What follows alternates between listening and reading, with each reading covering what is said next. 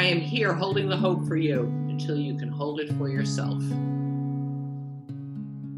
Welcome to From Heartache to Healing and Hope with your host, Bernadette Winters-Bell, LMSW. This podcast explores the many layers of life through the lens of loss and grief, often with special guests who share their perspectives on this universal yet unique process. These explorations can offer you, the listener, avenues to encourage you to have these conversations with yourself, your family, your community, your world.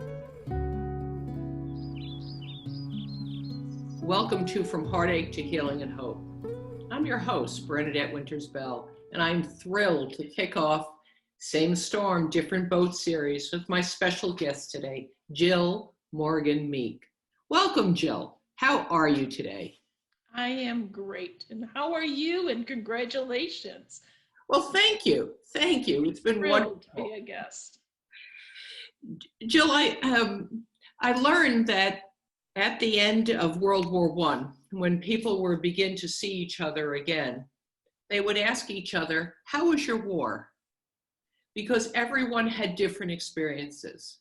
And in thinking about that, this pandemic has changed for so many of us.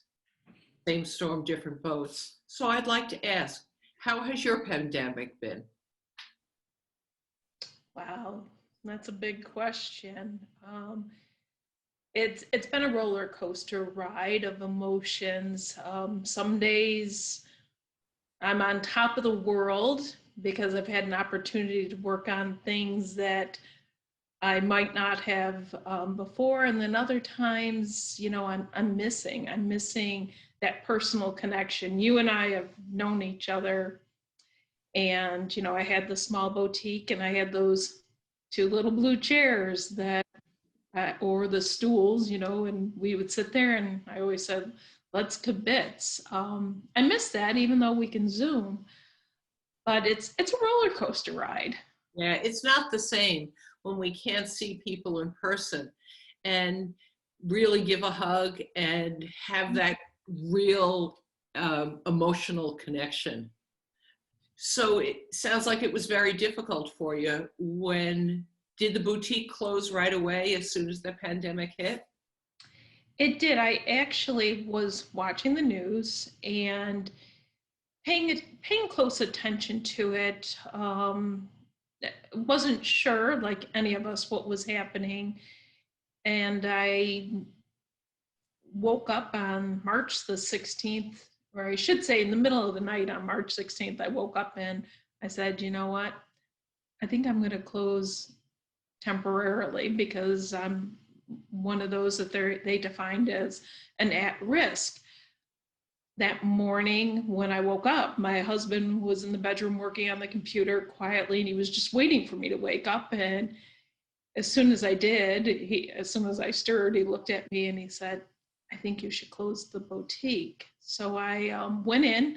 I didn't know how do you do this? How do you announce it? So I did a live Facebook live video, and so many mixed emotions about that too, because I think at that time everybody had a different feeling, and I think some people thought I had three heads. What do you this is, and again, nobody knew, so it's okay that they felt that way. I was where I felt. Everybody was in a different place at that time, and I don't even think at that time I thought I'd be closing permanently. I was just for safeguards for them and myself. Right. And for just at that time, because right at that time for us in this area was just the beginning. And we were fine. We were hearing things that were going on. We were okay, we're closed. Right. And it came that quickly, and it would have been almost impossible, I would imagine, unless we were scientists, to imagine that that was going to go on and on and on, and still continues in some fashion.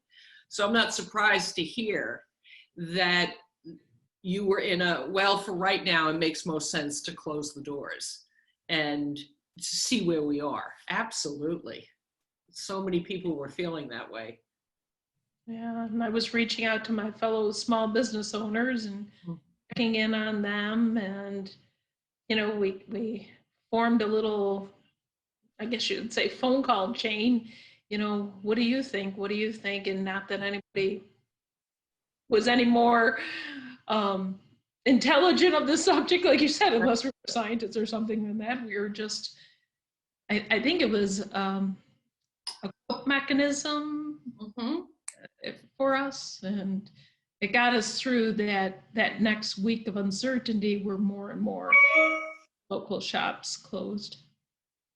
And how confusing I remember the time being, that we're gonna stay in and hibernate, so to speak.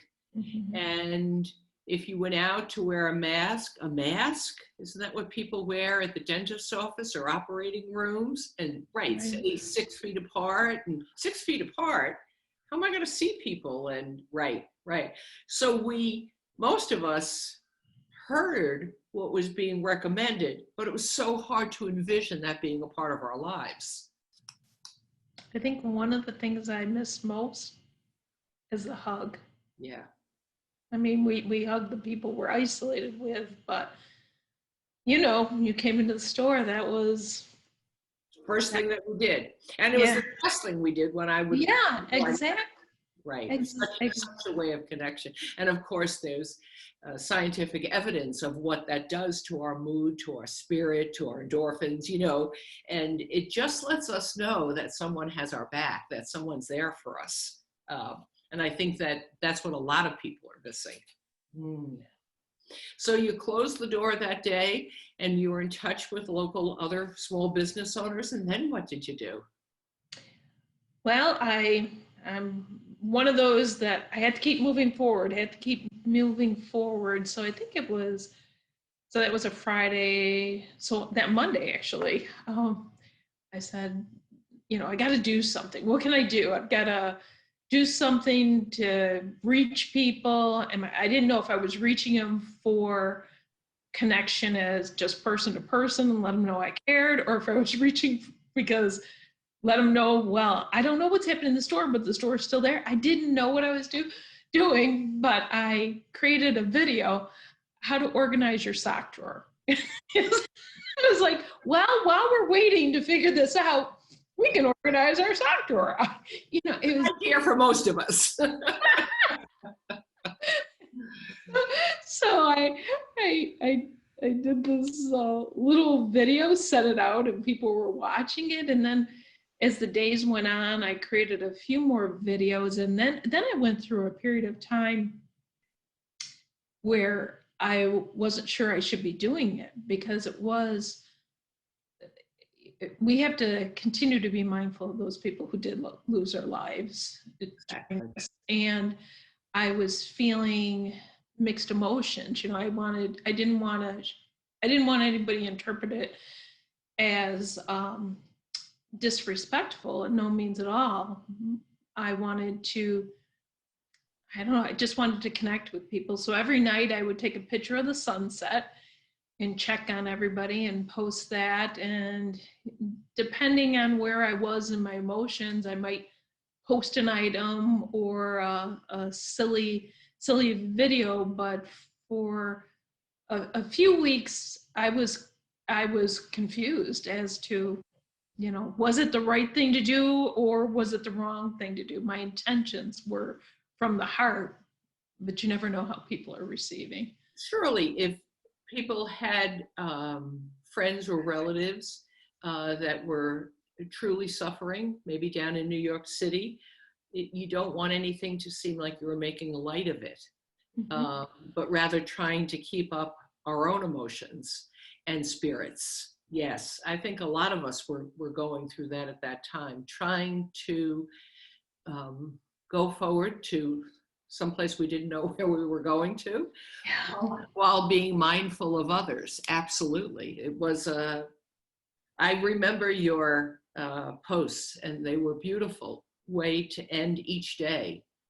And often I would look at the beautiful sunset that you would post and then turn my computer off for the night. It was a beautiful way to say goodnight to the world, well, to the online world, yes. And it was also a way for me to say, I've had enough of that for today. Now it's time to do something a little quieter or spiritual, you know. So thank you. That was beautiful. Oh my gosh, thank you. I'm glad that it touched you. It did. And after you got through that, what did you decide to do? Well, I let life direct me. It sounds silly, but the new direction actually unfolded. I wanted to do something for our community again. You remember I said we had gotten on the phone, I was talking to local shop owners and not knowing, you know, what to do. And since day one, when I entered into business, specifically in Oneonta, I recognized that the one thing it's lacking was TV media. You know, we have print media and we had a radio, but we didn't have any TV media. And I thought, oh, maybe I could do some interviews and maybe it'll help tell about someone's store, help their business, you know, help them still feel engaged. So I reached out to this is Cooperstown, the Chamber, and Destination Oneonta, and our support Oneonta, and I said, I'm going to do this YouTube, and any local businesses that, you know, want to be on it, I would love to interview. Welcome to Small Talk with Jill. This channel was created to get the word out about small businesses and rural communities during COVID-19. One thing led to another, and I really realized that my previous experience was coming out again, because I was a new small business owner. I'd only owned the boutique for 2 years, and I learned so much that I never really thought about that takes place in a small business owner's life. So with that said, I was like, I'm going to marry the old with the new, and I am going to launch what now we're calling Big Thinkers. It's a PR and marketing agency focused on small businesses and helping them stand out from the crowd. Often they can't afford some of these services, and so I have a team that's growing of experts, and it's absolutely exciting, to be honest with you. And I feel so blessed, so grateful, and conflicted at the same time, because something so beautiful is coming out of something so sad in our life. So there is a conflict still within me, you know, just like that when I was posting the pictures. It's always amazing to me through this process, as I've been speaking with yourself and many people, that the process through the pandemic mirrors the grieving process itself. And when we have something that passes, a loss of some sort, in this case, it was your beautiful boutique, life as you knew it. And from the ashes, so to speak, comes something new and beautiful, which does not erase what we lost. And you are excited about the new, but feel bad about the old. And that is human conflict at its core, where we're looking to the future and excited about it, but certainly sad at what's been left behind through no fault of your own, but rather these were the circumstances you were handed and said, okay, what do I do with this? How do I be true to myself? And with your huge background, and you knew so much about marketing and research and those areas, that you were able to put this together. Like you said, it came organically, but it came from your experience the people that you know. It came from your heart and you talking to people and wanting to make sure that everybody was okay. And talking about local businesses. It was a boom to everyone here. And also, I want to say to you that I think it was a model for people in this area, that they would say, yeah, I need to go check on people to see how they're doing. How's our bookstore doing? Oh, what about our restaurant owners? In this community, as in many communities, people came together to see how they could support the life that they knew, while knowing it wasn't coming back maybe. For a long time, we heard, when we get back to normal. Yeah, because that's what we all craved. And yet, normal didn't seem like it was coming back. And the longer it went on, right. Then we had to say, well, okay, what are we going to do now? Wow. So as you evolve through this whole process, what were you hoping for?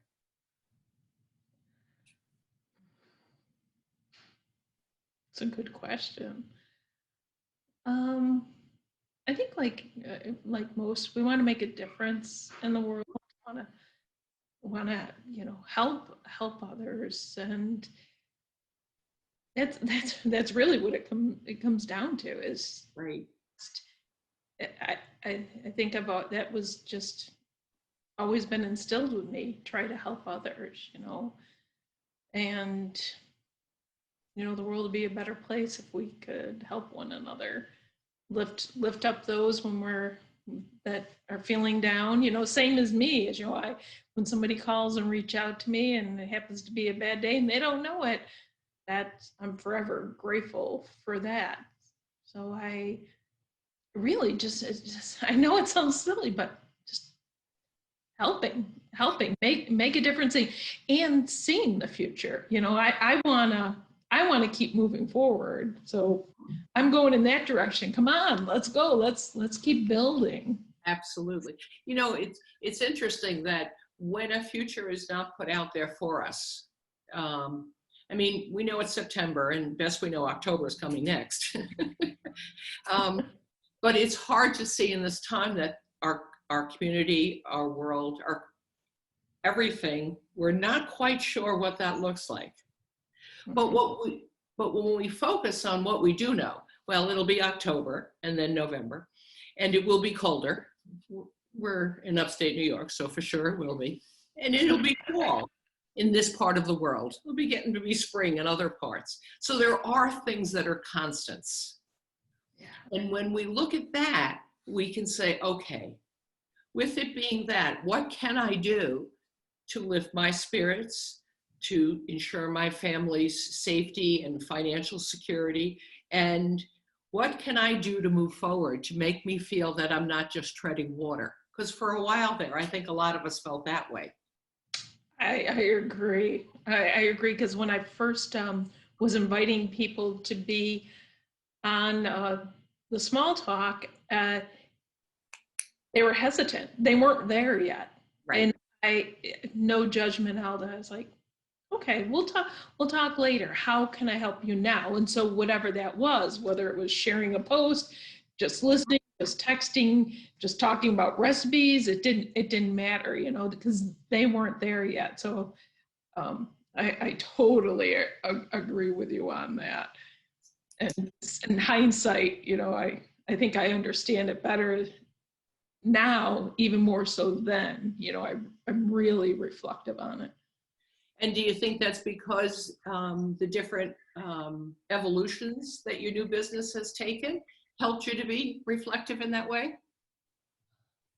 Probably so. I'm meeting people from around the world now, and their story. And when you take all the layers away, it's a similar story. Right.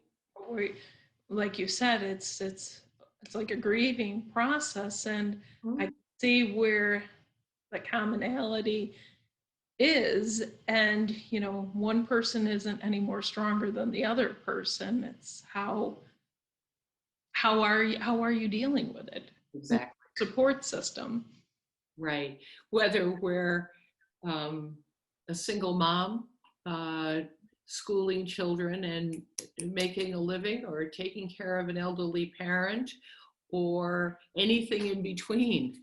We're all trying to figure this out, whether our businesses have exploded or evaporated or whatever the story is, absolutely. And I think the part that I've seen recently is that, okay, we figured out how to do spring. Well, okay. All right, now it's summer. So summer is usually more easygoing, and we're like, phew. And of course we had heard that the virus would kind of dissipate a little bit in the summer. Well, that didn't happen, but it was still summer. Yes, it was still summer. And okay, and then it'll be different, but we'll figure out, oh, the children aren't going back to school. Oh, this can't happen. Oh, my job's still going to be online, and then I saw an increase in anxieties and people's difficulty, because now the future was unknown yet again. And that seasonal change that we respond to, even if we're going into what we love the best, it's still different, and we have to change yet again. And we don't have that model, like we were talking about before, to say what it's supposed to look like for us. It's certainly been challenging for everyone in that way. It has, and those commonalities are the grounding pieces. Birthdays still went on, anniversaries still went on, and I think people trying to find the way, how do we still celebrate in a different way? We had traditions, a lot of people with, I had this tradition isn't. We're every day we're seeing, this is closed, this is being canceled. And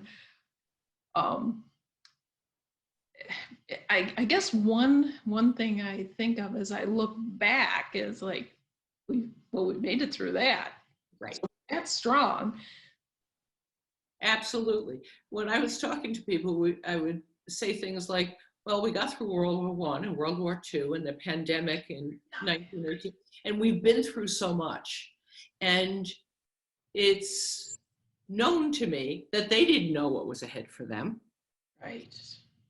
If you were a woman and during World War II, and mostly men, went off to war, and all of a sudden you were taking care of the house and maybe parents and going to work outside the house, a new phenomenon, so to speak, and you had no idea when it was going to be over. You didn't even know if this person that went off to war would come back, brother, father, husband, and it was all new to them also. So we can look back and say, oh, isn't it wonderful that this happened or this evolved and this grew? But I believe they had the same sense of uncertainty and confusion that we've all experienced during this time. Maybe like Zoom has been a benefit, and we have technology that they didn't have. A letter to get to a soldier in World War II took how long? World War I. Right. Did they ever get the letter? Right. So in one aspect, our technology has given us so much, Absolutely. Think of the people getting married. I have a niece getting married in a few days, but she could only invite a small amount of people. And in fact, she said to me she had to cut the list down by 3 because she forgot herself, the groom, and the photographer. Oh, goodness. they're probably important, I think, in that. So people have learned, first of all, to scale it down, how everyone can be safe that's going. They're all having COVID tests before the wedding. Who would have thought of that being a necessity?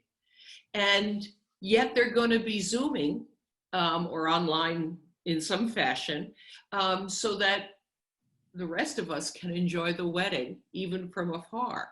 So yeah, this technology can be a way to connect, even if it's not exactly how we would have wanted it, Absolutely. And what you do,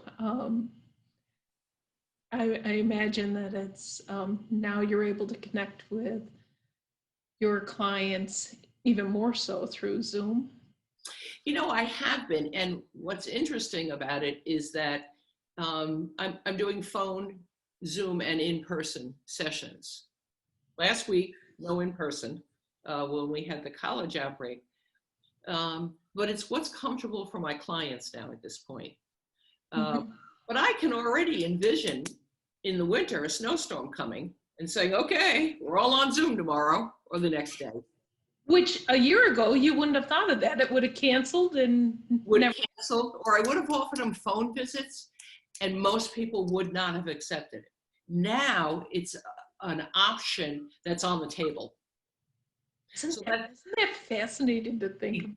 Exactly. Who would have thought that people could go call a shop and order whatever, rubber duckies, and that the business would say, yes, we have curbside service, and I'll be glad to bring that up, bag it, and deliver it to you.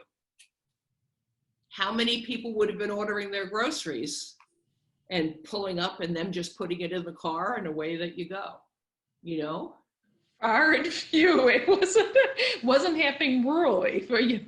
So exactly. Wonderful. So this brings me to the part of, I always think that during times of transformation and change and loss, we often talk about what the difficult parts are. And you very clearly shared that with us. And now we're talking about what are the gifts of the pandemic, which most people don't like it when I use that word, but I'm not changing. Because in essence, when we go through difficult times, good does come out of it. Not that that's the way we would have wanted to get it. But so what would you say are the gifts that you've received from this virus? Well, the business for one, but reconnecting with people I hadn't connected with in years. But even more so, maybe stronger connections with people that I have been speaking with. I know that through the most horrific times in New York City, I was talking on a daily basis to my girlfriend who lives on the Upper East Side, and she was going through so much, and it benefited her and I, just to know that two people can pick up a phone, one living on a mountain and one living in basically an abandoned city at that time, and make each other feel warm, welcome, and loved. She was in an apartment all alone, where she's normally looking out and seeing the hustle and bustle and all this. So I feel that, so to make that a benefit, I just feel grateful I was there for her.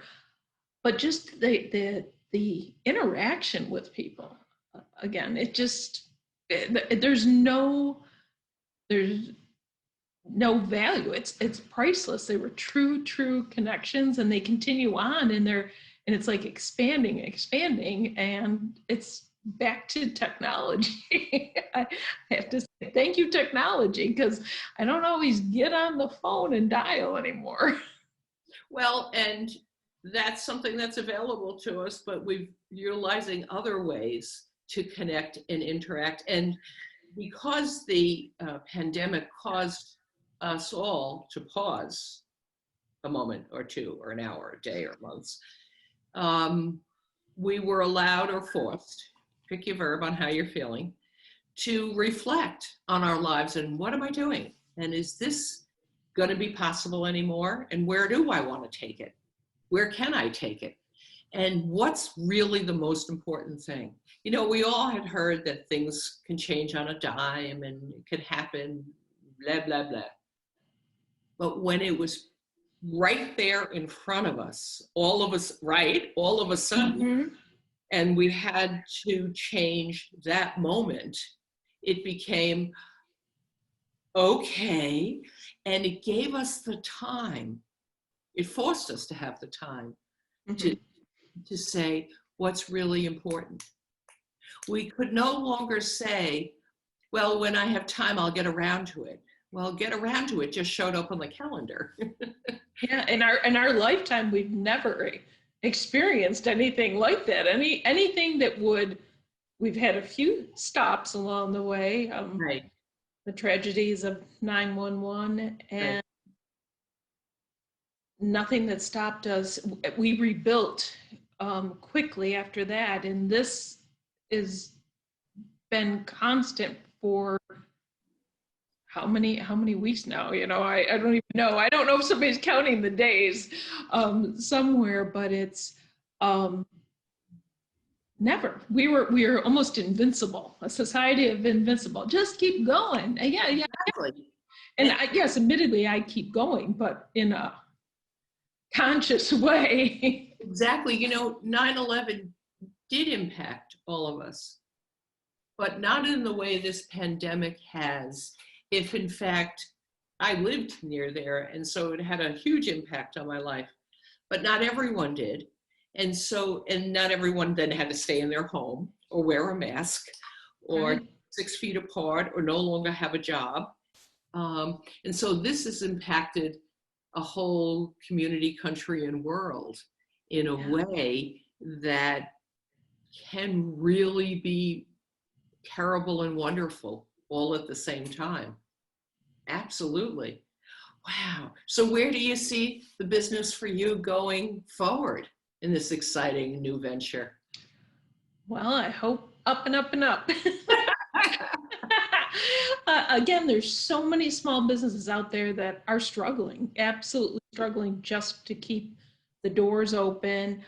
A single sale is not going to keep them open. You know, there's rent, there's electric, there's, you know, your credit card machine fees, you know, it goes on and on and on. And I'm doing whatever I can, and even more so, I'm trying to think of other ideas. I've created, it's growing, it's small, but I introduced, it's called ShopJills Main Street Marketplace. But what I'm working on and is collectively putting small businesses online under one roof. And it will be really virtual here in the very near future. You know, we have somebody from Miami on it. I have somebody from Canada joining. So I'm trying to get the word out. So when people are looking for unique small business, you know how you are when you're traveling, you love to go to those little towns or even the city. You know, in the city, there's all those Right. gems. So I'm hoping it's up and up and up, and we'll be showing small businesses to the world all over. This is wonderful. Thank you so much for sharing this experience. Jill, I would love to share with the people how they can get in touch with you and learn more about this great business of yours. Oh, first of all, thank you. I am beyond thrilled to be a guest, and I know this is going to be a wonderful venture that you're on, hugely successful. You know, I adore you. They can find me on our website, bigthinkersllc.com, or they can go to Small Talk with Jill. They all link together, or ShopJills, whichever one they remember. Big Thinkers, ShopJills, or Small Talk. And if you know a business, a small business who needs help, let us know. But if you're a shopper, go to ShopJills and shop these small businesses. They could use your help. Wonderful. Oh, I'm so glad to be able to share that, your story and the information and how we can all work together. Thank you for sharing how your pandemic has been and how the future looks for you. I really appreciate you coming. Thank you. Love you. Love you too. Take care.